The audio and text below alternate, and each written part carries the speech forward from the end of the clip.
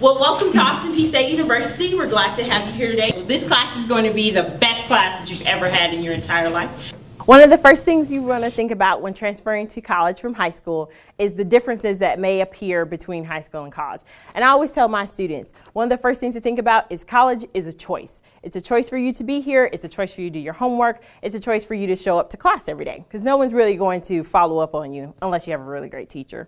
So keeping that in mind, there's some things some terminology or vernacular that's going to be used throughout your college experience. And so I want to tell you about a couple of those things.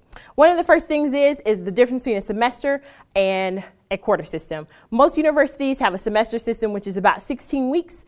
And some universities also have a quarter system, which is just that, 4 quarters, but one of those quarters could be a summer session, so you may not attend during those sessions. So you could have an 8-week course, which is a condensed class, or you could have a 16-week course. So this is the same amount of work versus a 16-week, but it will all be crammed into 8 weeks. This course is a seminar-based course, which is basically a discussion-based course where we do small activities, you may get into groups, and the discussion is based on feedback from the students and your professor.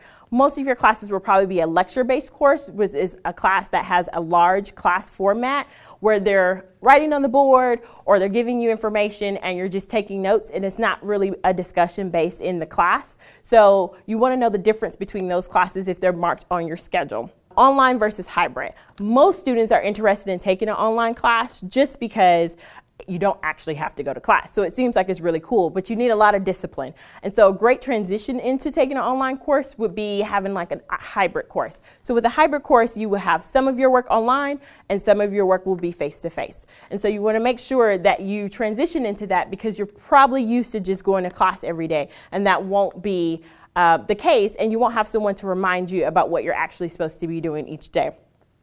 A syllabus, which all of you have seen before, hopefully, is a binding contract between you and your instructors. And so it will have all of your class assignments, your homework, and due dates, as well as the grading policy, which you want to keep in a close eye on because it tells you how you're going to be graded for the work that you're done in the class. So if you have to choose between an assignment that's a 100-point assignment and time management for a 5-point assignment, you want to make sure you get both of those done. Another thing that you'll see on your assignment is the learning outcomes, which is exactly what that is. It's what a student is expected to do as a result of learning the course. So for instance, for this class, the learning outcome could be the student would demonstrate a basic understanding of the registration process. So that's what you should be able to do after watching this video and looking at things through this course. You could also have a course objective, which is what you're expected to learn from taking this course. And so those are just a couple of things that might be listed on your syllabus. What is a CRN? That's actually a really great question. CRN is your course registration number, which is a unique identifier that is tied to each class when you register for the class.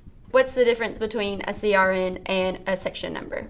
The section number is also listed on there, but that's more reflective of the time. So you will always have a CRN as well as the section number for each class that you're registered for. How did my dual enrollment courses that I took in high school transfer when I get to college? Dual enrollment are classes that will transfer over while you're in high school. So you could be registered in a college level course in high school and receive credit in college as well as high school. So that's pretty cool that you can get to do that. The last thing that we're going to talk about is block scheduling. And block scheduling is 2 or 3 courses that are linked together. So typically you have 20 or 25 students or however many students in one class, and you have your other 2 or 3 courses within that same class. So you want to make sure that when you're absent or whatever the case may be, you have someone to study with or double check on your classes.